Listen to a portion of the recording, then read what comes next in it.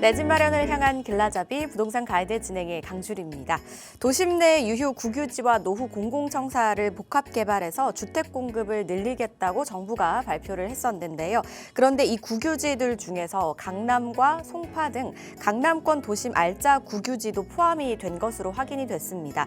정부는 이런 내용의 대책을 이제 이르면 이달 중순께 발표할 예정이라고 밝히기도 했습니다. 서울 중심지의 주택 공급, 이 시장에는 얼마나 긍정적인 영향을 미치게 될지 이 시간 함께 하시면서 확인해 보시기 바랄게요. 방송 보시다가 부동산 관련해서 고민 있으시거나 전략 필요하시다면 저희 전화 또는 문자 주시면 되겠습니다. 02-2638-3964번, 서울 전화 02-2638-3964번으로 전화 주시거나 또는 샵 3989번으로 바로 문자 보내주시기 바랄게요. 자, 그럼 부동산 가이드 오늘도 힘차게 출발합니다.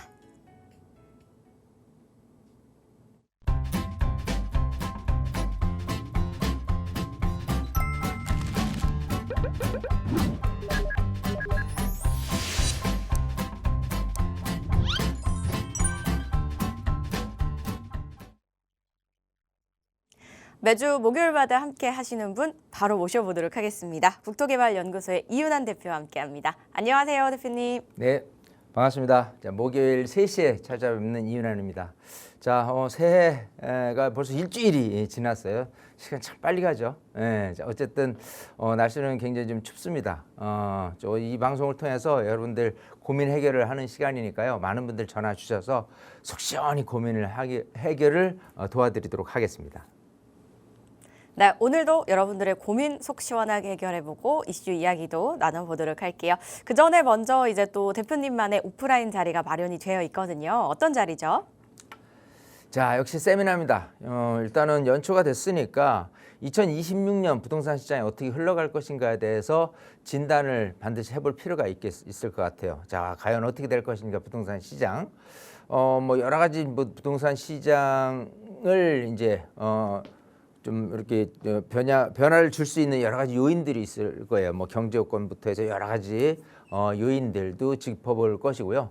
어쨌든 어떻게 대처를 할 것이냐에 대한 부분을 좀 말씀을 드릴 거고요. 자, 그다음에 여러분 갖고 있는 고민 해결하는 시간도 가질 거고 또 지금처럼 계속 모아타운 예정지 소액 투자인데 사실 생각하는 것보다 소액 투자에 대한 생각들이 점점점 좀 제대로 이렇게 좀 마인드가 커지고 있다 생각을 해요. 왜냐하면 토지거래 허가가 워낙 강력하게 아파트에 대한 규제로 있다 보니까 그게 아닌 아파트가 아닌 대체제로서의 투자가 뭐가 있겠느냐라는 부분에 대해서 많은 분들의 관심이 많습니다. 그래서 어쨌든 연초에 어떤 식으로 움직여야 우리 효율적으로 재테크를 잘할 수 있는지도 세미나를 통해서 말씀드리도록 하겠습니다.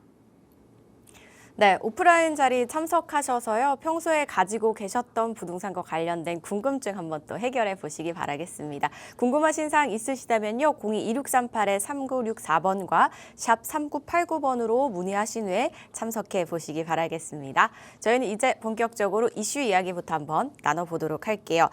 서울 곳곳에서 역세권 사업들이 이제 속도를 내고 있다라는 이야기가 들려오고 있습니다. 사업성도 높고요. 또 최근에는 이제 인허가 절차도 좀 간소화가 되면서 빠르게 좀 진척을 보이니까 투자도 꽤 활발하게 이루어지는 추세를 보이고 있는데요. 역세권 관련 주요 사업들이 어떤 것들이 있는지 아직도 모르시는 분들도 계시잖아요. 그래서 준비했습니다. 바로 들려주시죠.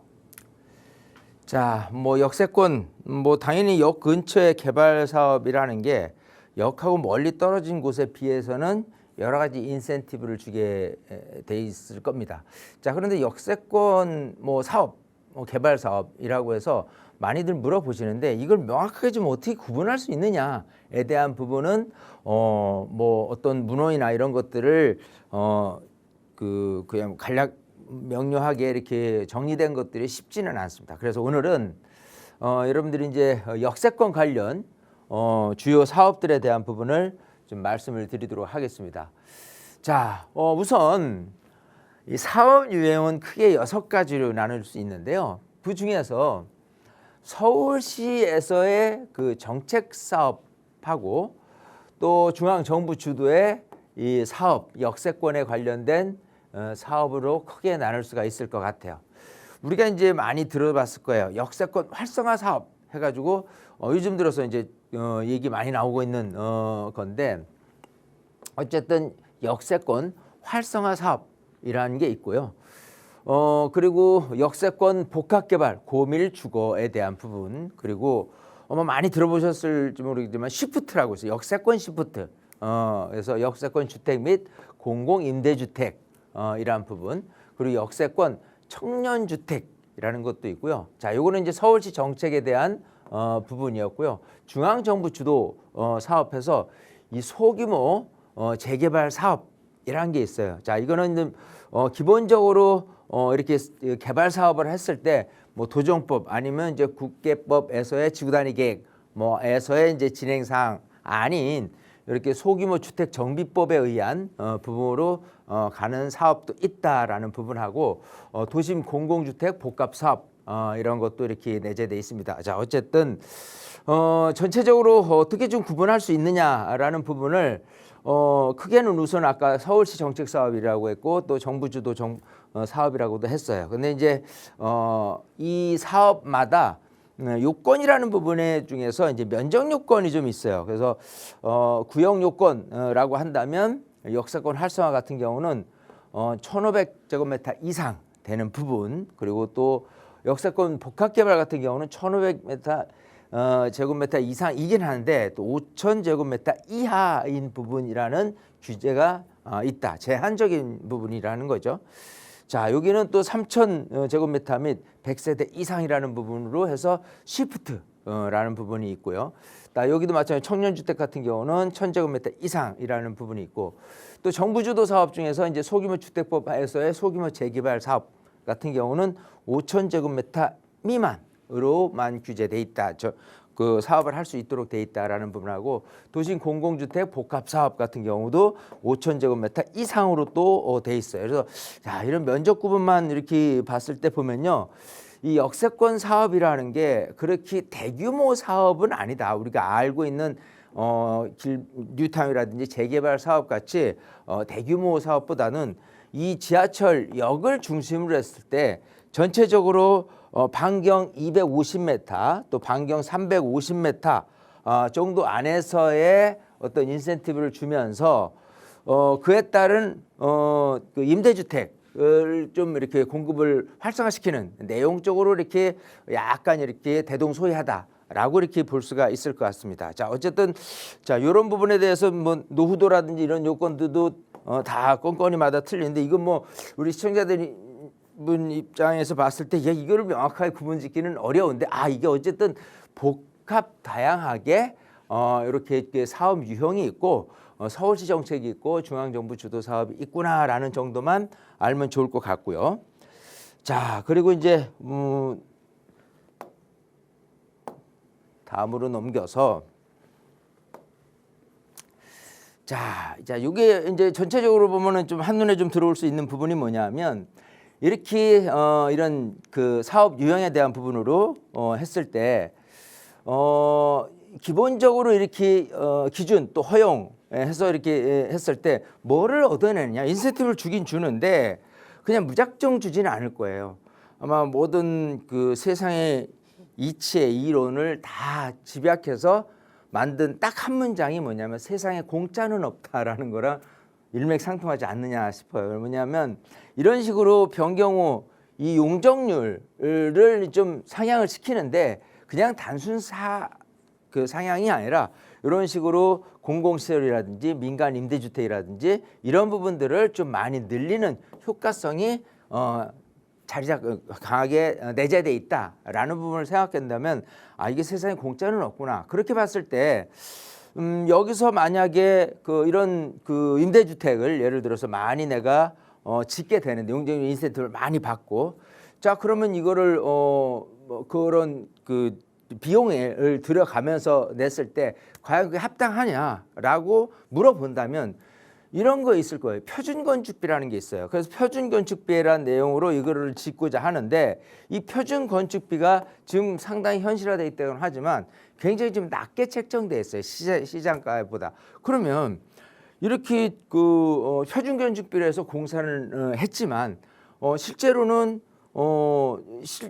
공사를 하려다 보니까 너무 이렇게 그 질이 좋은 그런 뭐 아파트라든지 아니면 주상복합이라든지 이런 거를 짓기 난해한 부분 쪽으로 간다면 이게 과연 실효성이 있겠느냐? 그랬을 때 주민 동의율이 얼마나 많이 나올 수 있겠느냐를 생각을 해본다면 무조건 인센티브를 많이 늘려준다고 했을 때 거기에 따른 이런 식으로 임대주택을 진다고 했을 때 과연 그게 거기 그 소유하고 있는 주민들한테 얼마나 큰 이익을 줄 수 있느냐? 이걸 한번 생각해 볼 필요가 있다는 거예요. 즉 무조건적으로 주민들이 다 좋아할 만한 내용으로 실려 있지는 않다는 거예요. 즉 무슨 소리냐면 기본적으로 이런 식으로 임대주택을 많이 늘리기 위한 부분으로 인센티브를 주긴 주는데 인센티브 주는 만큼 가져가는 거가 실질적으로 조합원들한테 큰 인기가 없다라고 한다면 그 주민들은 결코 이런 사업을 적극적으로 동의할 리는 없겠죠. 자, 그렇듯이 어쨌든 이 부분은 어떤 사업을 할 것이냐에 대한 부분은 당연히 주민들과 또 지자체 뭐 서로 협의를 통해서 이렇게 정하겠지만 생각하는 것보다 우리가 역세권 활성화라고 해서 어마무시하게 인센티브를 많이 줘서 큰 혜택을 주는 것만은 아니다. 그만큼 일부분은 좀 국가가 아니면 서울시에서 가져가는 그런 구조로 돼 있다라는 부분을 잘 생각을 해본다면 이런 부분이 일단 있구나라는 정도를 이해를 하고 나중에 디테일하게 갔을 때 왜냐하면 이렇게 우리 시청자님들이 공부가 좀 돼 있다면 그러니까 뭐냐면 이런 공부 없이 예를 들어서 이런 개발 사업을 한다고 해서 모였어요. 근데 이런 걸 한번 물어볼 수 있잖아. 과연 실제로 용적률을 많이 주는데 그만큼 많이 주는 만큼 뭐 이렇게 임대주택을 많이 진다고 한다면 임대주택이 많이 늘렸을 때 집값이라는 부분에 당연히 마이너스 영향도 있을 거란 말이에요. 이제 그런 부분도 있을 것이고 또 뭐 표준건축비라고 하는데 표준건축비를 해서 지금 공사를 했을 때 그만큼 용적률 늘어나는 만큼 우리가 그걸 지어서 임대주택으로 내놓는 서울시에 내놓는 그 제도가 이게 주민들한테 과연 이익이 되느냐 이런 부분들을 우리 시청자분들 같은 경우는 한 번쯤 거수해서 얘기를 해본다면 주최하시는 분들 입장에서는 당황할 수도 있는 거예요. 자, 그랬을 때 좀 더 주도 면밀하게 사업을 잘 끌고 갈 수 있도록 때로는 변화를 줄 거고 주민들을 위해서 그렇게 해서 그런 목적으로 제가 여러분한테 조금 알려드리긴 했지만 어쨌든 100% 이걸 짧은 시간에 여러분들이 지식을 얻고자 하는 내용보다도 이런 것들이 있으니 좀 한 번쯤은 뭐 주최 측으로해서 이렇게 얘기할 때 들어는 보되 한 번쯤 내가 좀 질문을 해볼 수 있는 그런 정도 약간의 지식 정도는 가져갔으면 좋겠다 이렇게 말씀을 드리고 싶습니다. 네, 면적만 봤을 때는 대규모 사업은 아니지만 역을 중심으로 이제 인센티브를 주는 그런 개발 사업이다라고 좀 쉽게 이해를 하시면 되겠다라는 생각 들었고요. 물론 이제 혜택만 있는 건 아니기 때문에 이 부분도 분명히 살펴볼 필요가 있다라고 말씀을 주셨습니다. 잘 생각해 보시고요. 평소에 뭐 이 부분에 관심 있으셨거나 또 궁금하셨던 부분께 도움이 되셨으면 좋겠습니다. 그리고 조금 더 깊게 이야기 나누고 싶으시거나 아니면 고민 해결 필요하신 분들은 오프라인 자리 꼭 활용해 보시기 바라겠습니다. 성수동 인근에서 진행이 되고요. 지금 화면 통해서 날짜와 시간, 장소 이렇게 나가고 있습니다. 날짜, 시간 메모해 두셨다가 이제 문의 후에 한번 또 참석을 해보시면 좋겠습니다. 문의하실 곳은요. 02-2638-3964번과 샵 3989번으로 많이 연락 주시기 바랄게요. 저희는 이슈 이야기 나눠보는 동안 또 여러분들 궁금증 보내주신 분들 계셔서 바로 하나씩 궁금증 해결해 보겠습니다. 먼저 전화 연결부터 해볼게요. 여보세요? 네, 안녕하세요. 네, 안녕하세요. 시청자님 반갑습니다. 어떤 점이 좀 궁금하세요? 네, 저는 지금 그 광진구 자양동에 그 신속통합기획이나 그 모아타운 지역에 빌라를 좀 투자하고 싶어서요. 네. 근데 지금 그 자양 사동 신통구역이나 뭐 자양 이동 모아타운 구역은 너무 많이 올랐더라고요. 네. 그래서 저는 투자금 한 4억 정도로 그 자양동 쪽으로 그 모아타운 예정지를 투자를 좀 하고 싶은데 거기도 또 조금 오른 것 같아서 네. 지금 투자를 해도 괜찮을지 걱정이 돼서요. 네. 좀 그쪽 전망 좀 문의드리고 싶어서 연락드렸어요. 네, 전화 잘 주셨습니다.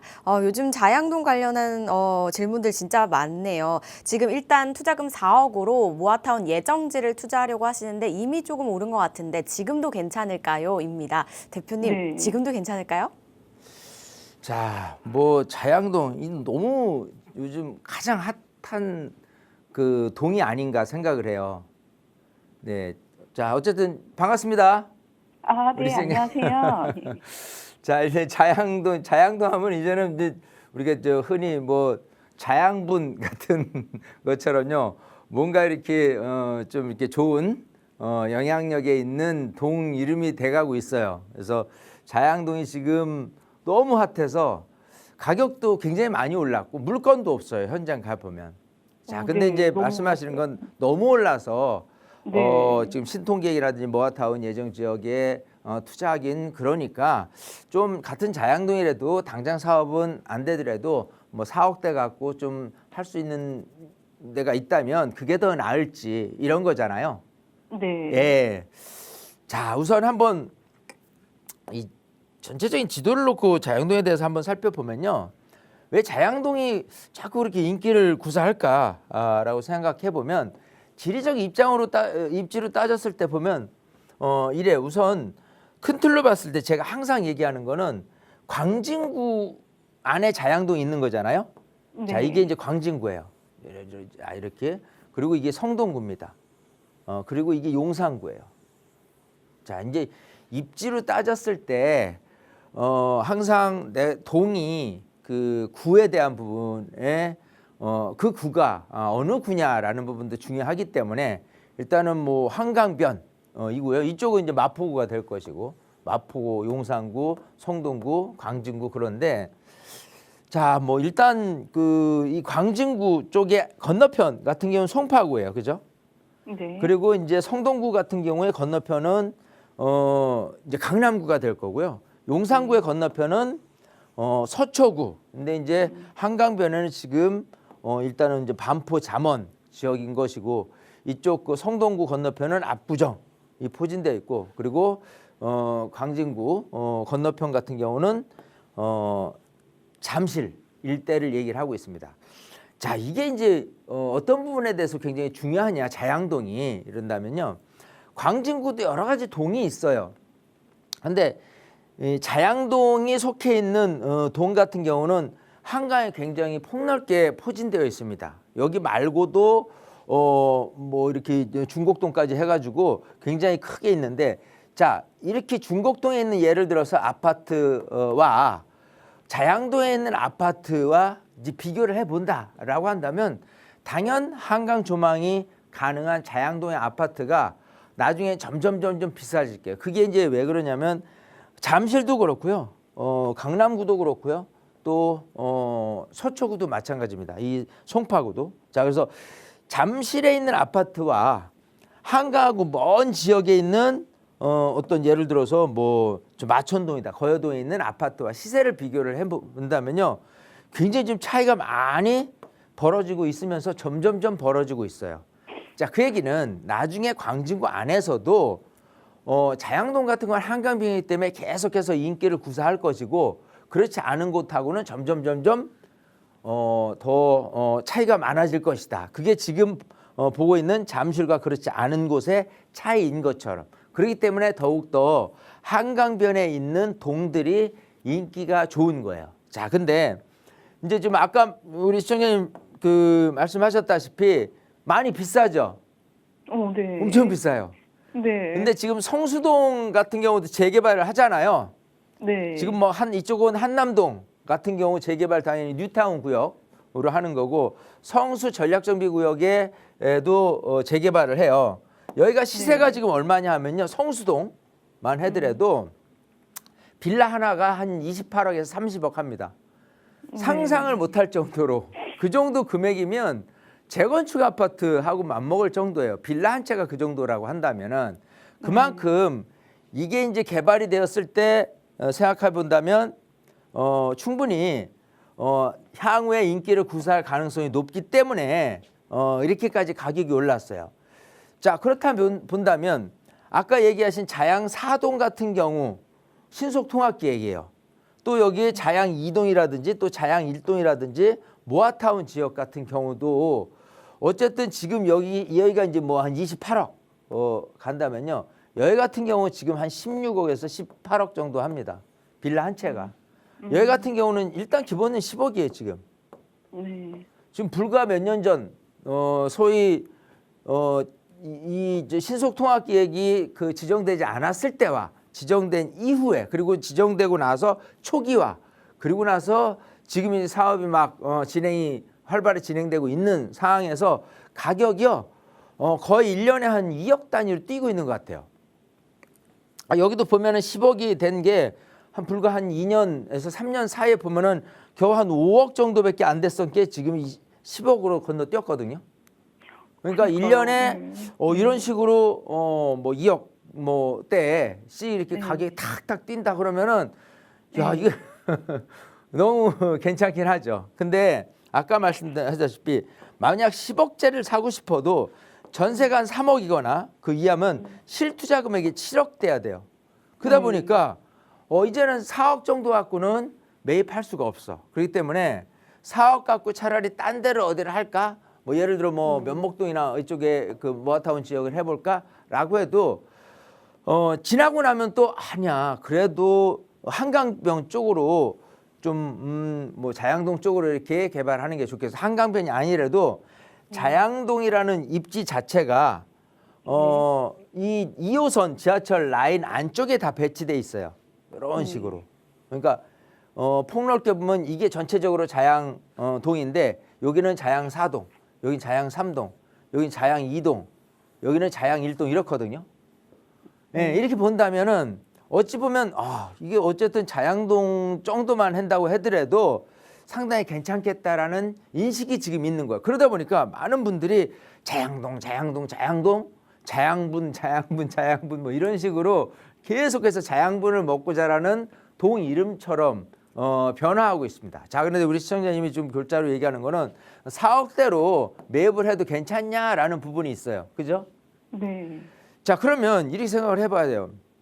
실투자금이 4억이다. 그러면 매매 금액이 예를 들어서 뭐 8억이다.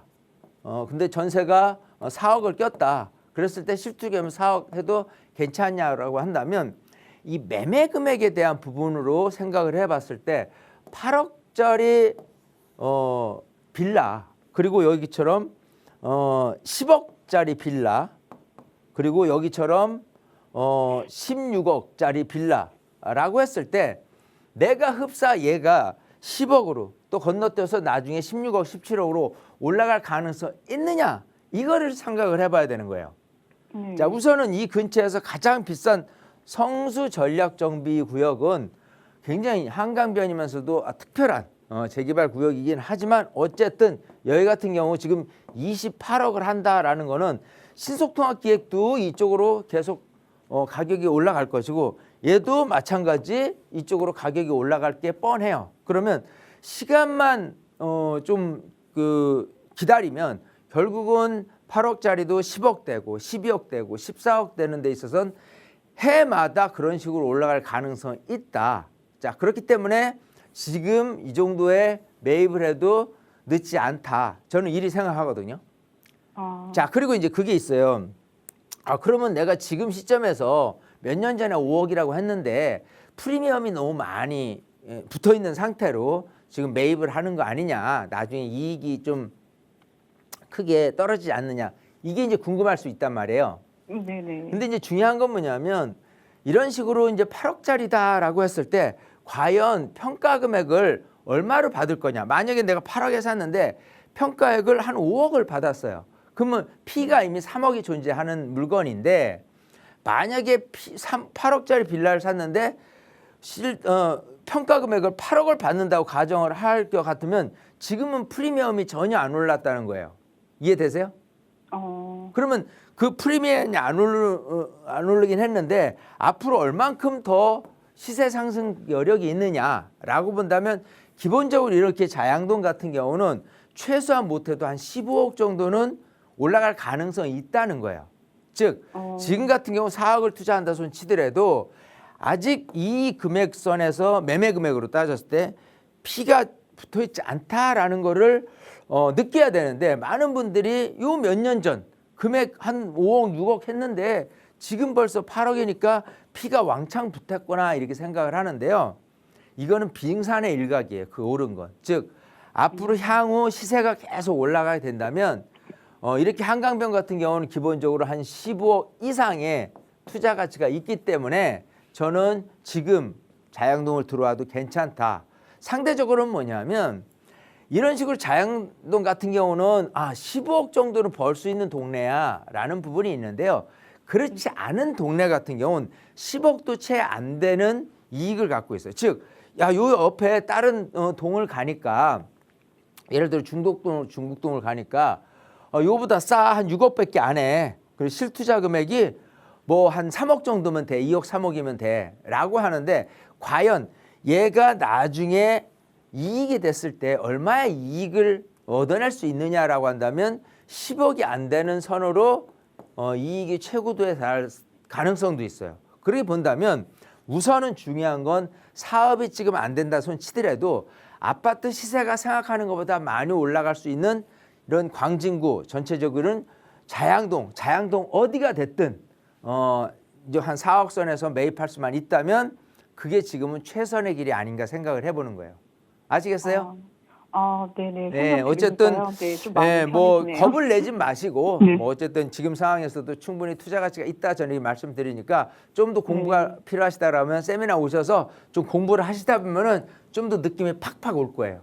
아시겠죠? 네네. 네, 그럴게요. 네, 감사합니다. 이렇게 정리해드리겠습니다. 네. 자양동이 최근에 이제 인기가 많아서 좀 시세가 오르기는 했지만 그래도 아직 타이밍이 늦진 않은 것 같다라고 말씀을 주셨으니까요. 한 번 더 신중하게 고민해 보시고요. 좋은 선택 내려보시기 바랄게요. 전화 주셔서 고맙습니다. 저 이번에는 문자 만나보겠습니다. 2647님께서 보내주셨는데요. 재개발 빌라의 평가액을 대지지분으로 하나요? 시세대로 하나요? 재개발 다세대 주택 평가액 추산 방법이 궁금합니다. 라고 보내주셨습니다. 이 부분 되게 좀 어려울 것 같아요. 어떻게 평가 내릴 수 있나요? 자, 뭐 평가액, 그 평가를 누가 하냐부터 한번 생각을 해볼 필요가 있어요. 누가 평가를 하냐라고 한다면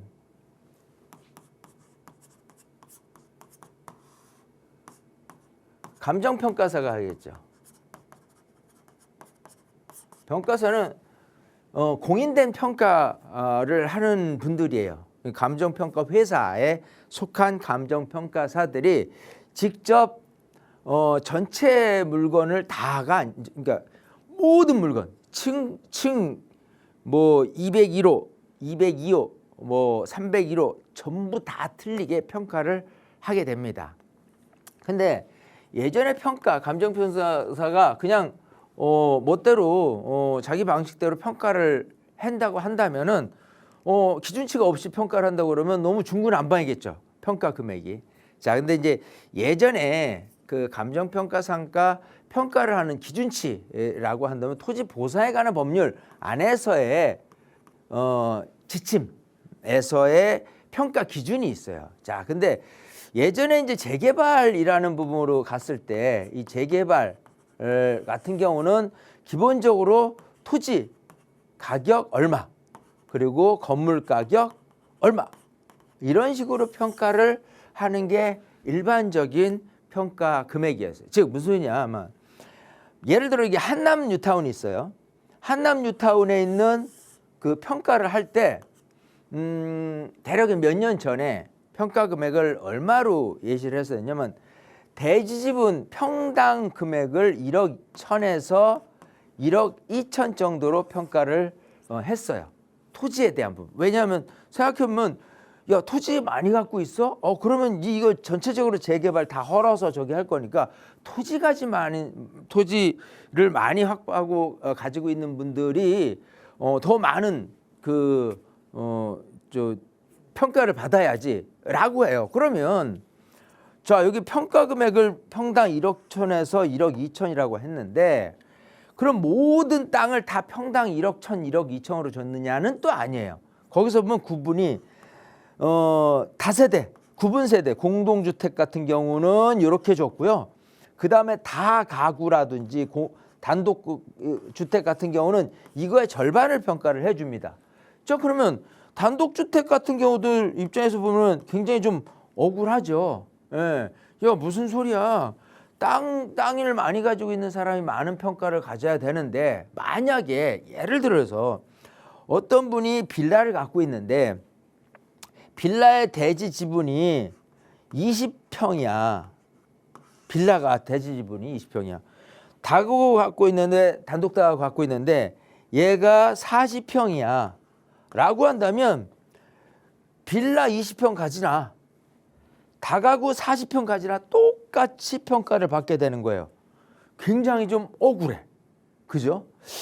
이거는 아니지 않느냐라는 부분에서 말도 많고 탈도 많은 게 이런 재개발, 기존 재개발 현장에서의 감정평가사가 평가를 하는 기준이었다. 그렇기 때문에 불만이 많아요. 만약에 시세적인 관점에서 평가를 한다면 아마도 단독다워 같은 경우는 시세가 얼마에 평가될 것이고 또 빌라는 얼마에 금액이 정해질 거고 이게 시장 가격이 있을 거란 말이에요. 자, 그래서 기본적으로 지금 이런 식으로 이런 옛날에 구시대적인 재개발 방식에서의 어떤 토지에 대한 평가로 지금 가지 않고 시세 준환 가격으로 갑니다. 예를 들어서 어떤 분이 대지 지분 10평을 갖고 있는데 이게 반지하야.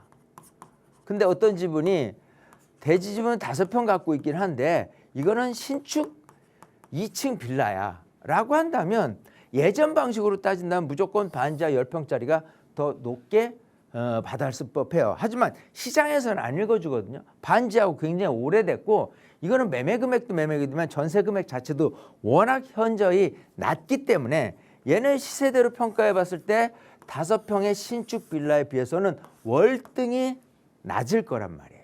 자, 거기에 준해서 평가된다. 요즘 같은 상황에서는. 그렇기 때문에 기본적으로 평가액을 높게 받기 위해서라고 한다면 너무 대지 지분에 목매이지 마라 라는 부분이라는 거예요. 자, 뭐냐면 일단은 시세대로 평가를 했을 때 어떻게 평가가 되느냐라고 한다면 많은 분들이 이해를 못할 거예요. 감정평가사가 그냥 자기 책상에서 이건 이렇게 될 거야. 공시지가를 기준으로 이렇게 할 거야. 라고 하면서 평가를 할 거라고 생각을 하지만 그렇지 않습니다. 감정평가사가 실제로 시장에 가서 확인을 해요. 여기는 얼마 정도의 시세가 거래되고 있고 얼마 정도에 거래되고 있는지 어디 가서 물어보겠어요? 중개업소에서 물어볼 거란 말이에요. 그럼 중개업소에서 물어본다는 것 자체는 여기 중개업소, 여기 중개업소, 여러 가지 이제 사례를 통해서 얘기하지만 대체적으로는 흡사 비슷한 내용의 어떤 시세가 어느 정해진 거를 느낄 수 있을 거예요.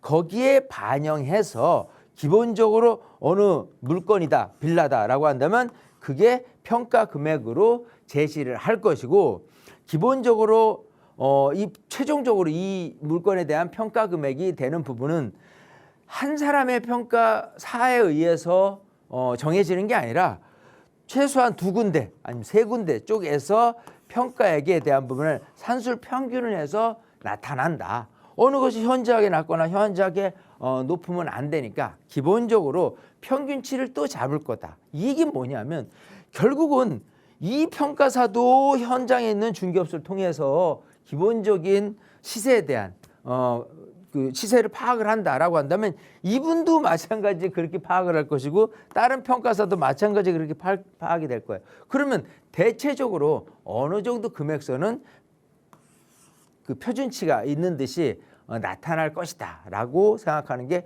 결국은 예전하고 방식하고 틀리게 기본 빌라에 대한 시세에 맞춰서 평가를 할 것이다라는 부분이에요. 그렇기 때문에 지금 아까 질문 주신 내용으로 본다면 저는 그래도 기본적으로 어느 물건을 한다고 손치더라도 신축에 가까운, 아니 신축이면 제일 좋겠죠.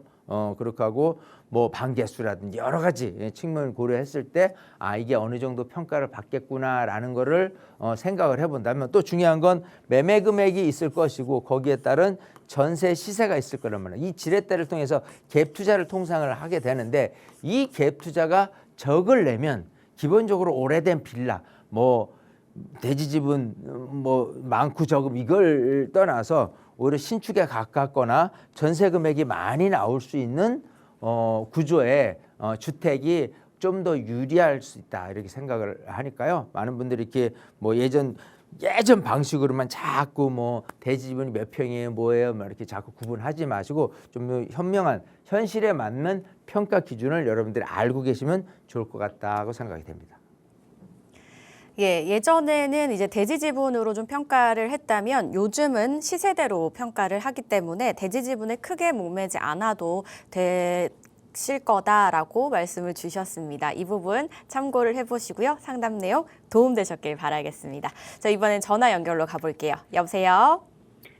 네, 안녕하세요. 네, 반갑습니다. 시청자님.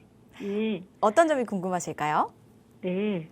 도봉구 창동 19단지 23평을 네. 재건축을 보고 이제 매매가 7억 5천에 전세 2억 5천 끼고 실투자금 5억 들여서 사는 게 좋을지, 아니면 다른 지역에 있는 그 중랑구 면목동에 예. 모아타운 진행 중인 곳이 있는데, 여기나 그 광진구 자양동에도 또 모아타운 예정지가 있더라고요. 네.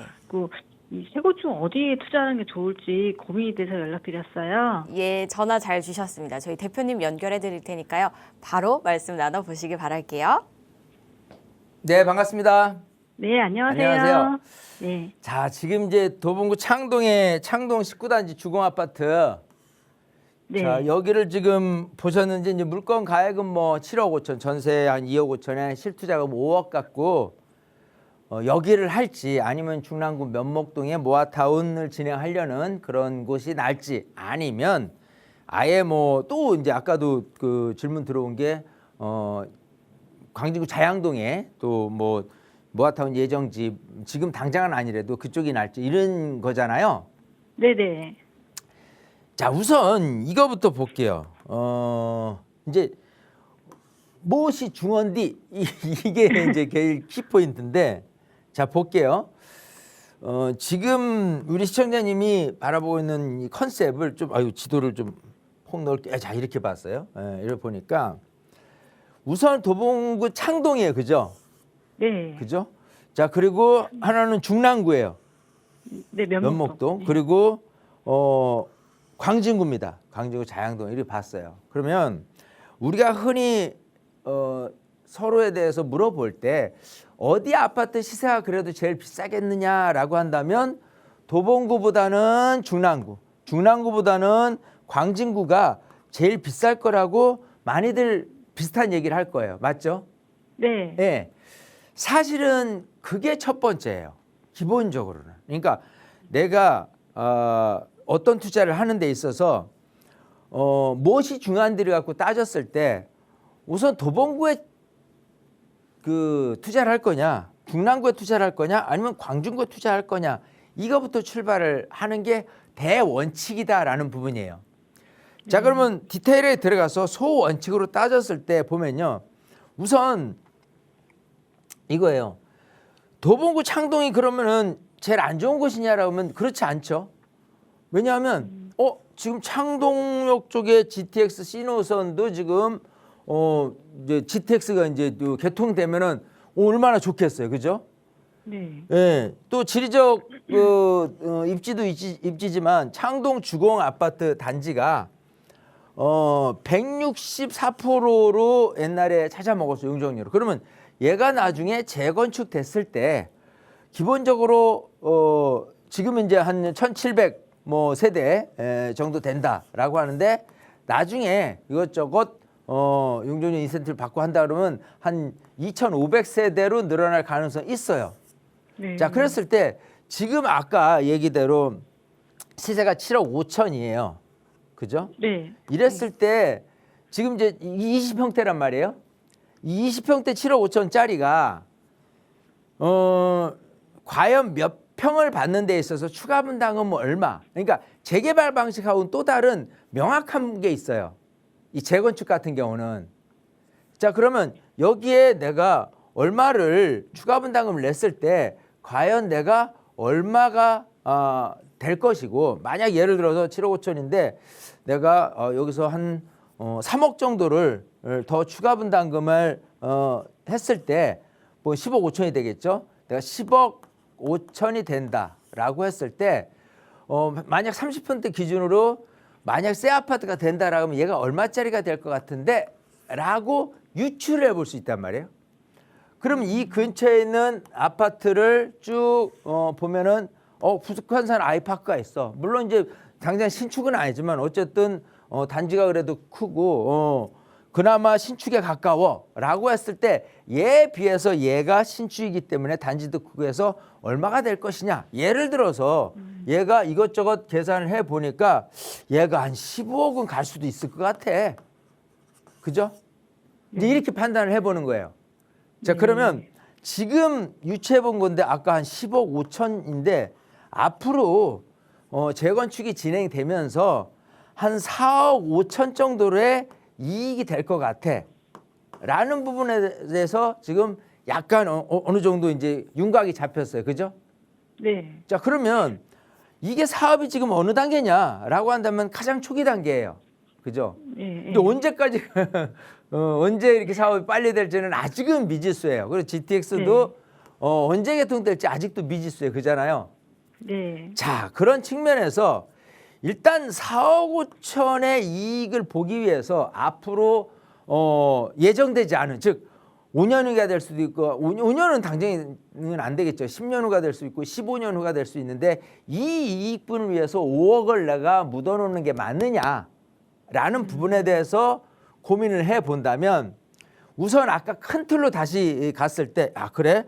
내가 창동역 19단지가 나쁘지는 않은데 지역적으로 봤을 때 조금 더 가격이 좀 점프할 수 있는, 좀 더 올라갈 수 있는 부분으로 좀 여기 말고 중랑구를 볼까라고 한다면 또 여기서 마찬가지 경우가 생겨요. 왜냐하면 중랑구의 그 아파트 그리고 광진구 뭐 자양동의 아파트와 이거를 거래를 그 금액 비교를 해 본다라고 한다면 얘는 얼마짜리가 될 것이고 얘는 얼마짜리가 될 건데 지금 얘 빌라 사는데 얼마짜리고 얘 빌라 사는 데는 얼마짜리인데 나중에 이렇게 해서 재개발 이후에 어떤 이익을 생각해 보니까 대략적으로 얘는 뭐 한 8억 정도 올라갈 것 같아. 근데 얘는 한 12억 정도 올라갈 것 같아. 예를 들어서. 네. 그건 왜냐하면 지금 시청자분이 이걸 계산할 수는 없어요. 네. 근데 이제 제가 세미나를 통해서 이걸 계속해서 이제 계산 방식을 가르쳐 드리긴 하거든요. 그러면 이 정도에 내가 매입을 했을 때 얼마 정도 이익이 될 수 있거나라는 거를 유추를 해 본다면, 그죠? 네. 자, 그런다면 기본적으로 아무리 창동이 있고 또 교통 호재도 있고 재건축에 대한 호재도 있긴 하지만 지역적으로 도봉구 창동의 아파트를 롱런해서 갖고 있는 것보다는 중랑구에 있는 목명동에 있는 아파트를 가져간다거나 아니면은 뭐 광진구 자양동에 있는 아파트를 가져간다고 하면 결론적으로는 어떤 게 가장 유리하냐라고 한다면 그래도 좋은 지역에 있는 빌라를 소유하고 있는 게 훨씬 더 유리하지 않겠느냐라는 결론으로 나오는 거예요. 이해되시겠죠? 네. 그러니까 뭐냐면 내 목표는 내가 지금 똑같은 금액, 그러니까 창동의 그 19단지가 나쁜 게 전혀 없어요. 그러니까 항상 뭐냐면 창동이라고 하더라도 의정부에서 생각을 해보면 의정부에서 창동은 너무 좋은 곳이에요. 그죠? 네. 네. 네, 그래서 내가 뭐 어깨 뽕까지는 아니래도 어느 정도 자부심이 있어. 괜찮아. 여기 재건축도 될 거고 뭐 어쨌든 괜찮아. 저기서 봤을 때는 나를 높게 평가하기 때문에 나중에도 가격이 올라갈 거는 분명해요. 네. 하지만 그거보다 좀 5억 갖고 얘기를 한다 그러면 5억 갖고 그거보다는 얘보다는 얘인데 여기서 주목할 건 뭐냐면 사업이 빨리 된다고 해서 면목동에 모아타운을 프리미엄을 주고 들어가는 경우에 나중에 이익과 지금 아직은 사업이 초기 단계지만은 나중에 아파트 시세가 굉장히 좀 높아질 걸 예상했을 때 이익은 생각하는 것보다 많이 차이 나요. 네. 그러니까 사업이 빨리 되는 건 절대 중요하지 않다예요. 아, 예, 기본적으로 사업은요, 우리 시청자님 생각하시는 것보다 빨리 움직여요. 제가 이제 광진구 자양동 같은 경우에 여기 이제 몇 년 전만 해더라도 동에서 하나도 안 갖고 아주 조용한 동네였는데 갑자기 이 모아타운 열풍이 불면서 모아타운은 2022년도부터 출발한 거예요. 2021년에는 오세훈 서울시장이 신속기획을 했고, 근데 사업을 막 그렇게 출범을 시키자마자 떠들썩하게 뭐 그게 될 리는 없잖아요. 예. 그게 이제 1년, 2년 딱 지나다 보니까 이거 괜찮은데 하면서 해요. 그러다 보니까 지금 2026년인데 불과 이제 2022년 한 해가 지났다 쳐요. 2023년부터 2024년으로 오는 시간에 비로소 많은 분들이 야, 모아타운 괜찮은 것 같아. 여기 동에서 좀 걷어보고 우리도 모아타운 사업지로 신청 좀 해보자. 이렇게 네. 많은 분들이 가면서 가격이 5억짜리가 지금 10억 된 거예요. 근데 10억에 산다 손치더라도 앞으로 올라갈 수 있는 여지는 충분히 많다라는 거예요. 이해되시겠죠?